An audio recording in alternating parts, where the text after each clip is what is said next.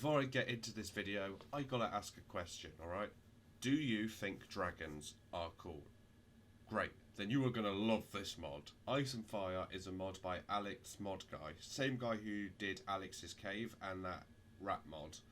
I love this mod. I played it way back in 2020 during lockdown, and it was a nice way to kill time. So suffice to say, I hold this mod very dearly. Today I'll be giving this mod a review by reviewing each unique and interesting mob added into the game for the current full release of 1.18.2, which, might I add, sadly doesn't have the dread mobs spawn naturally yet, but it does have the mausoleum spawn naturally. But for the sake of convenience and saving time on writing my script, we're going to skip the dread mobs. I apologise. Let's go. Starting off, we have the annoying pixies. These things are so annoying because they steal your stuff, which is why I think it is perfectly justified to trap them in glass jars and leave them in your dungeon. Which I advise you do, because you can farm pixie dust, which if combined with a bowl will give you ambrosia, which will give you strength, luck, jump boost and absorption free, which is completely renewable, and all it takes is a reusable wooden bowl. Alternatively, you can give them a cake and make them become your friend, and they'll provide you with a certain buff depending on their colour, but personally I never do that. Oh yeah, and you can also get the pixie wand. Guess what? It sucks. Shoots a glowy dinky projectile that doesn't do much damage and then makes them fall and take full damage. I will be fair, I've never got this weapon in a survival playthrough, so maybe it's useful, but for me, right now, I think it's kind of useless. The design on these guys are alright, nothing too complex, but I do like the glowy particles. Hippocampuses are alright now, but back in the day, they were even worse. The only way you could tame these guys back in 1.12 was with Sponge. This was prior to the Ocean update, by the way, so that meant that unless... I'm just correcting one mistake, one really big mistake I may have made when doing this video. It turns out ocean monuments were actually added in 1.8, but I never found them. So I just assumed they were part of 1.13, which was the aquatic update, and the fact that I just ignored Google just makes me look more stupid. So before you comment, I already know. I'm an idiot. Shut up. We'll move on. Unless you had a mod to let you craft Sponge, it was impossible to tame these guys without cheats. Now, though, you can actually tame these guys with kelp, which is actually much better. However, you will need a saddle to ride these guys, so I suggest having craftable saddles installed. And if you don't, well, you'll probably just ignore these guys. If you do ride them, you'll get water breathing, which is nice. The controls, however, are a little clunky. They also have a mediocre legendary weapon, which has 2 attack and inflicts nausea, and slowness too, which is completely useless against mobs. This weapon is clearly intended for multiplayer PvP use, but as a person who doesn't have any friends to play against, I can't really give my opinions on that, so I'll sum it up as it sucks. The design on these guys are pretty cute though, I will have to admit. I do like their large shiny black eyes. Hippogriffs on the other hand are a bit mixed in my opinion. They spawn naturally in these biomes and can be tamed with rabbit feet, which might I add is a 10% drop rate. Rabbits, which can only spawn in these biomes. So taming these guys is a real chore if you ask me. But if you're not a pro at fighting dragons, but really need a mob to fly around, then it's not a bad option, to be honest. That being said though, I've never really tamed these guys ever in any survival playthrough. It takes too long to tame them, and one time I tried to tame a hippogriff using 6 rabbit feet that I managed to get by grinding. It ate all of them and didn't get tamed. I was so mad that I killed it, and since then I've hated hippogriffs ever since. The legendary weapon, the Hippogriff Talon Sword, is okay. It's a tad better than the Iron Sword, deals extra damage when in your main hand, according to the wiki. Hear that guys? Main hand only. No General Grievous 2003 gripping with this one. The design on these guys is pretty majestic though. And my personal favourite is the white one, because yes, it reminds me of Buckbeak from Harry Potter. Amphitheres, on the other hand, are amazing. They only spawn in jungle biomes, mind you, but if you want to get a quick mount early in the game, then here's what you're going to want to do. Use a seed to spawn both near a snow biome and a jungle biome. Get a shield, a bunch of snowballs, and then go into the jungle biome and knock one out of the sky. Sit on it with your shield to negate any damage, and after a while, bam, you'll have a tamed Amphitheres, which can fly around and can be healed with cocoa beams and be breeded with cookies. Items that are super easy to find in the jungle biome, might I add. Its legendary weapon is okay, deals 5 damage, can disable shields, and has decent knockback effect, but it does require obsidian to craft, so unless you find 4 obsidian blocks in a destroyed nether portal, you're not gonna be making this early game anytime soon. Design wise, they're both cute and majestic. The feathers on the back of their head look like a crown. Combine that with the tall posture, which I really like. Sirens are annoying. They spawn on these rocks by the water, and when they spot you, they'll play a song that brings you towards them. This also causes you to dismount any mount you are riding at the time, too, might I add. They're pretty easy to take out and will drop shiny scales as well as prismarine stuff. But the real treasure you want is the Siren Tear, which can be used to create a Siren Flute, an item that I'm ashamed to admit I've never been able to get in an Ice and Fire survival playthrough, but it is definitely a great tool, because when you use it, any hostile mobs around you will stop attacking. This includes dragons. But yeah, their mermaid form is pretty good, a little bit bland. Obviously though, the focus was more on their siren form, which looks pretty creepy, and in all the right ways, so good job. Moving on. Deathworms can be quite a problem for certain players. They spawn in desert biomes and will jump out of the ground to attack the player. I remember playing this mod and being overwhelmed by how fast they were, that I had to run into a nearby river just so I could kill it once it landed in the water. They drop chitin, which can be used to make armor, which is actually pretty decent and better than iron as well, as their legendary weapon, the Deathworm Gauntlet. A weapon that, in single player, kinda sucks. It deals 3 damage and pulls enemies towards you, something that in single player you never want. They can also drop deathworm eggs, which can be used to hatch baby deathworms, but personally I like to create a pen that they can't get out of, and if you have 2 fishing rods you can actually ride them across the desert, which makes for a pretty decent mount early game. Cockatrices only spawn in savanna biomes, and these things can be a real pain at times. Then they'll shoot you with this black wither beam, which deals wither damage. You can only stop this by either looking the other way or wearing a blindfold. They can still attack you with their melee attack, which is not too great. You'll only go after these guys for their wither bones, because then you can make dragon bone gear without having to go to the nether. Plus, their legendary weapon kinda sucks. Yeah, it shoots a ranged beam that does wither damage, but it takes forever to actually kill anything with that I just get bored and use a sword to kill them instead. Stifalin birds are annoying, and their drops are pathetic. Only spawn in swamp biomes, and they will fly towards you and shoot these feathers at you, which don't do too much damage, but considering how many there are with their quick firing speed, it can certainly become a problem real quick. Luckily, if you manage to kill one of them, then the rest will leave you alone, but their drops, they suck. You get copper or Stifalin bird feathers, which can be used to create one of 3 things. Crafting Stifalin arrows, which is an arrow that is unaffected by gravity, or a dagger, which does 6 attack. Yeah, it's on par with an iron sword, but at least this thing swings faster.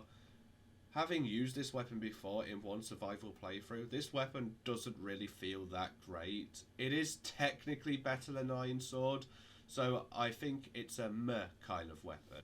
The last weapon you can make with it is a one-time use, is the Stifalin bird feather bundle, which when used will cause you to throw 8 feathers around you. Okay, first of all, around you? Why not in the general direction you're facing? It's easy to craft, but nobody will ever use this, and I don't think I ever need to explain why. Trolls are probably the most forgettable mob in the entire mod. They spawn so rarely, only in forest, tundra and mountain biome caves, and combine that with a rare spawn rate, finding these guys is more akin to finding a shiny Pokemon than it is to finding a Terror of the Dark.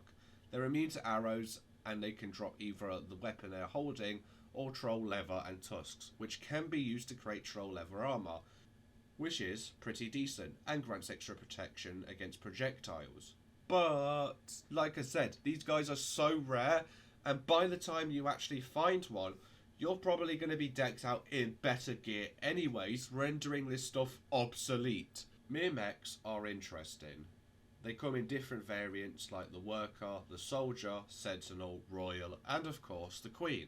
There are two variants, that being either the Desert or Jungle, and will spawn in a hive within certain biome. Yeah, you want to kill these guys so you can get resin, chitin, and the stinger, which can be used to make armor and gear that is better than iron, so it is definitely worth going after these guys mid-game. And furthermore, you can use resin to increase your reputation with another hive. Once reputation is high enough, you can even trade with them and get an egg from the queen, which can be used to create your own hive.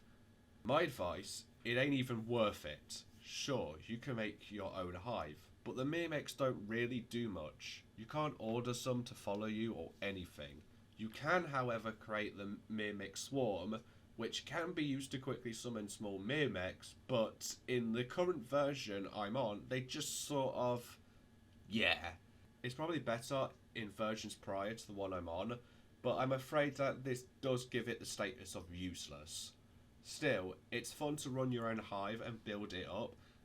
My advice is have 2 queen eggs, because there's a bit of a bug, pun intended, where sometimes when the queen digs underground to build the hive, will cause her to turn on you. So yeah, the design on these guys is pretty good though. I like the animated abdomen of the queen, along with how every variant of the Myrmecs looks similar to one another, but different enough to make them easily distinguishable. That is all. Sea serpents are really cool. They come in different sizes and have either a bite, a bubble beam attack, or occasionally jump out the water and sort of try to squish you attack. Depending on the size, they'll either be easy to kill or easy for them to kill you. However, their drops are great. They drop sea serpent scales and fangs, which can be used to create the tied arrows, which, let's be honest, you'll never use them for. Or the better option, that being the tied trident, which does more damage than a vanilla trident and looks cooler. You can also put enchantments on it, like a normal trident, which I highly recommend putting loyalty on, because this has the ability to pierce through multiple enemies, which means you can train a bunch of mobs up and get multi-kills of it. But wait! There's more! You can use shiny scales along with sea serpent scales to create tied armor, which, if you are wearing, just one piece will give you water breathing, and that's always good. But while you're underwater or it is raining, will give you a strength buff. Strength depending on how many pieces of armor you're wearing, which means 1 to 4. If the armor wasn't better than diamond, I probably wouldn't rate it so high, because I personally don't go into the water at all that much. But even if you don't, it's still useful. What can I say? Sea serpents are awesome, and their designs are... oh, chef's kiss.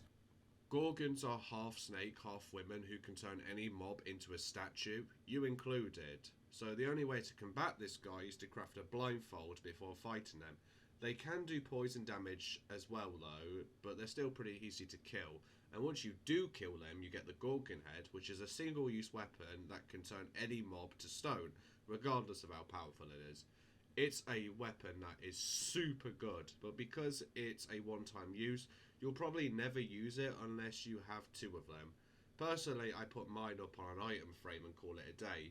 And furthermore, if you do use it on a mob, it does mean that you will no longer be able to get the drops from said mob. The Cyclops is a cool mob, but here's why you don't want to bother fighting this guy. First of all, you want a bow to blind this guy because his grab and bite attack is broken and will almost certainly one-tap you unless you're wearing really good armor or can escape. The reward for killing them aren't even good either. The Cyclops' eye sucks. If you hold it in your hand, it will give weakness 2 to all nearby hostile mobs. Mobs that you'll probably have no trouble killing anyways, might I add, but the weakness buff doesn't even affect skeletons. The Cyclops eye is merely a trophy and nothing more. They're cool because, come on, it's a Cyclops. But unless you're trying to get every legendary weapon in the mod, I advise that you just ignore these guys. Ghosts spawn in cemeteries and are pretty easy to kill. They'll either drop Exoplasma or, if you're lucky, a Phantasm Ingot, which, if combined with a Dragon Bone Sword and a smithing table, will get you the Phantasm Blade. It's a decent weapon and a ranged weapon at the same time.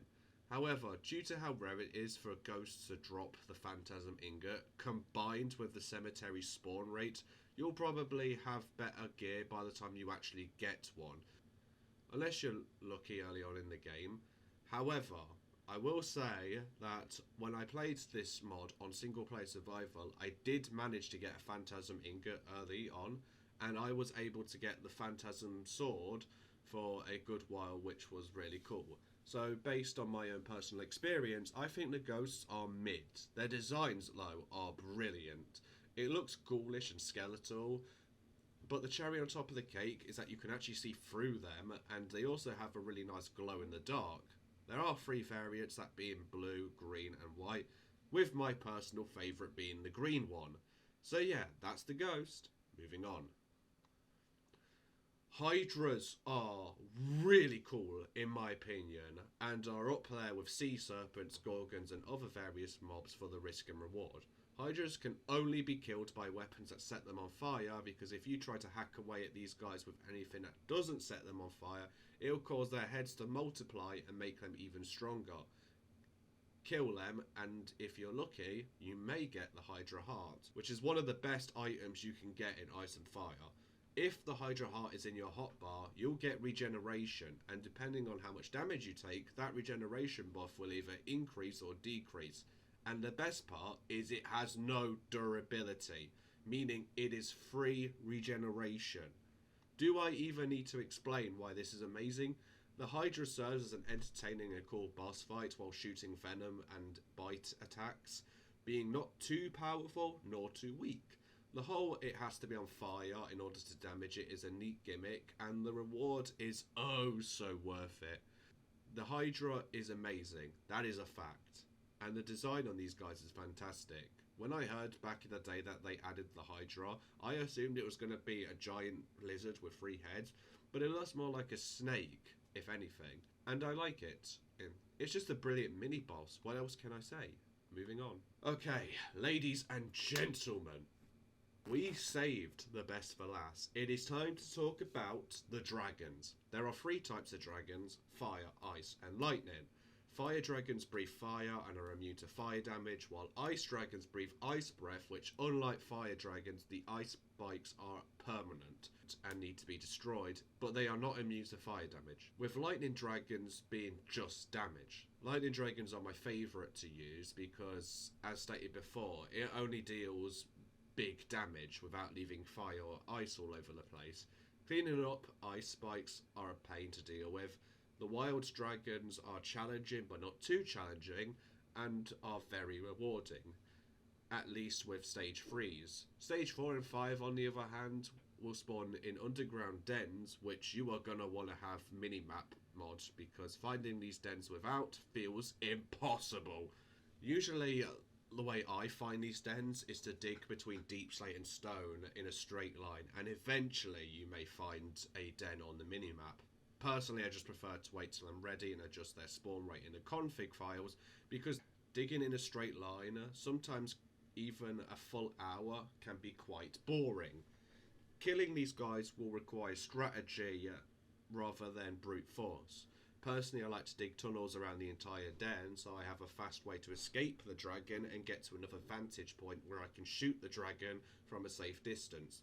And once it's dead, depending on if it's male or female, will give you an egg. First up, Dragon Bone Gear and Dragon Scale Armor. Dragon Scale Armor is really good, being way better than Diamond and providing added protection against Dragon Breath attacks. And if you combine a Dragon Bone sword with either fire, ice or lightning Dragon Blood, will give you a sword that will either burn, freeze or strike enemies with lightning. But personally, I'd pass on the lightning sword. Sure, it's cool you can strike enemies with lightning, but you also strike yourself with lightning. So yeah, I'd skip the lightning sword altogether if you value armor durability. Now to talk about Dragon Steel. Dragon Steel comes in different variants, that being ice, fire and lightning, and the way you get it is by grinding. You need a forge, which requires, I kid you not, 3 stacks of dragon scales. Now luckily, we can adjust the config files so that dragons will spawn more naturally, and if you have a pet dragon, you can kill wild dragons pretty easily just by holding the G key and letting the wild dragon run into yours until it dies. But still, I get that Dragon Steel is the endgame tier set. However, the amount of grinding you'll have to do in order to get it is annoying, and as if it wasn't bad enough, to get Dragon Steel, you also need Dragon Blood, which as you can guess, means more grinding. Dragon Steel is made by combining iron and Dragon Blood together in the forge. You need to grind for over 3 stacks of Dragon Scales, and then you grind again for Dragon Blood bottles. Good flipping lord. So the question is it worth it? Yes. Yes, it's not too difficult to kill dragons, especially when you have your own, and although grinding to get the forge and blood is monotonous, the weapons and armour are god tier. The swords can one-shot most mobs in the game, and the armour will make you almost unkillable. Slap some mending on it, if you can, because you do not want to lose this stuff, and you do not want to have to go through grinding again after this, believe me. Last thing I'll bring up is the Dragon Bone Bow. For the longest time, I thought these things were useless because the recipe for Dragon Bone arrows was just too expensive. Until I was told by a super cool Discord user, by the way, that you can put infinity on it, which means getting a Dragon Bone bow is now an absolute must. Okay, now it's time to judge the design on these guys. I won't say anything about the difference between the dragon types and genders because you can find another video for that, but I think the general design of the dragons is great. Reminds me of dragons from other fictions like Smaug from Lord of the Rings and the dragons from Game of Thrones. I haven't watched that, by the way. And the controls on these guys are just amazing. Flying these guys feels so smooth. The dragons are controlled by WASD, space to go up, X to go down, which means you can look around wherever you want while flying. But in case you're one of those guys who like it where the dragon flies in the direction you're facing, all you gotta do is hit the control key or whatever your sprint key is and bam. The Dragon Breath attack doesn't come with a crosshair, so you gotta actually do a bit of training to get the hang of using the breath attack, which I like. So overall, is the mod worth it? Heck flipping yes.